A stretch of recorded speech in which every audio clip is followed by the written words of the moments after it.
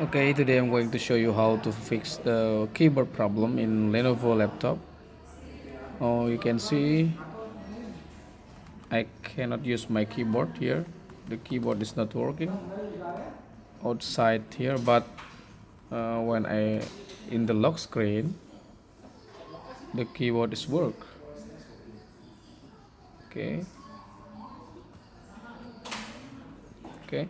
In the other apps, it's work, but it's not work in the other apps. I don't know why.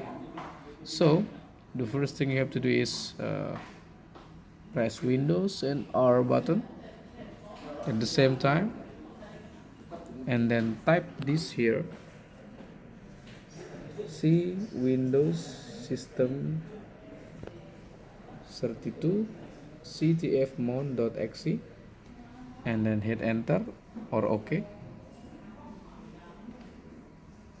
Okay, now I can use my keyboard just like usual. Okay, that's it. Can use it browsing or typing in Microsoft Word. Let's try. Okay, it's work now.